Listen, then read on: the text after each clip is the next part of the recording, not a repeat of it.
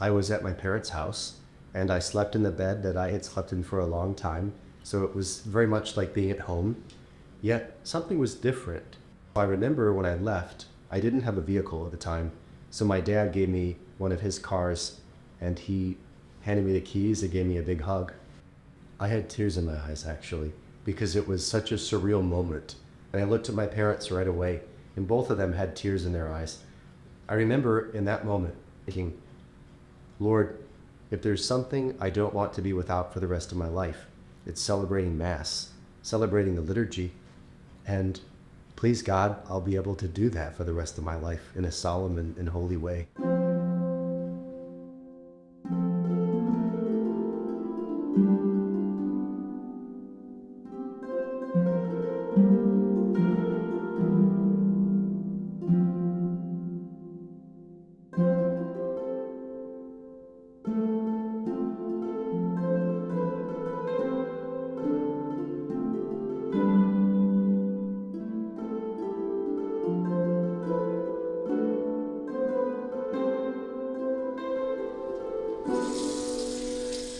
Give strength to my hands, O Lord, to wipe away every stain, so that I may be able to serve you in purity of mind and body.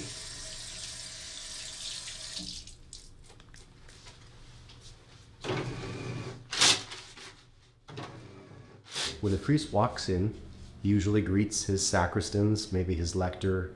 In a parish, maybe you have your extraordinary ministers of Holy Communion. So you have your team or your squad, if you will. And at least for me, I like to get a chance to say hello to them, say thank you for their work. And then after that, I usually prefer it, at least for myself, to be quiet. Other people might be making final preparations and speaking. But for me, I really try to quiet my heart. And when the priest is vesting for Mass, there are prayers that he actually prays as he puts on each vestment.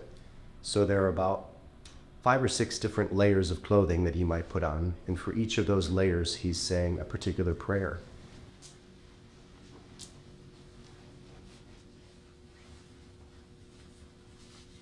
In the Dominican tradition, we wear our hoods, and on the old Mass, the Dominicans, they would walk into Mass with their hoods up and then put them down at various points during the Mass. Lord, set the helmet of salvation on my head, to fend off all the assaults of the enemy.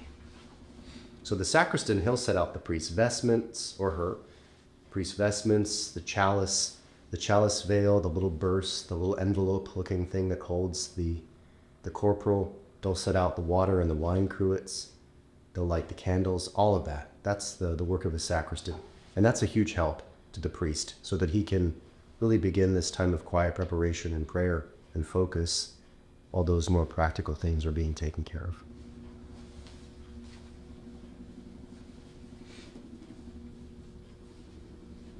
Purify me, Lord, and cleanse my heart, so that washed in the blood of the Lamb, I may enjoy eternal joys. And the prayers are very beautiful. For example, the cincture, when the priest puts that on, he prays a prayer for chastity for himself. When he puts the amice on, it's like his helmet. He prays a prayer that he would be kept safe from Satan. So each prayer means something. It's actually doing something in the spiritual order. Gird me, O Lord, with the cincture of purity, and quench in my heart the fire of concupiscence, that the virtues of continence and chastity may always remain with me. And for me, I love that. I find that when I go into Mass, I'm most recollected. It's when I've had maybe at least 5 minutes before Mass of just more quiet in my heart, putting on each layer of vestment, and then being ready to go up to the altar. Restore to me, O Lord, the state of immortality which was lost to me by my first parents, and all the one worthy to approach your sacred mysteries, grant to me nevertheless eternal joy. O Lord, who said my yoke is easy and my burden light, grant that I may carry it so as to obtain your grace.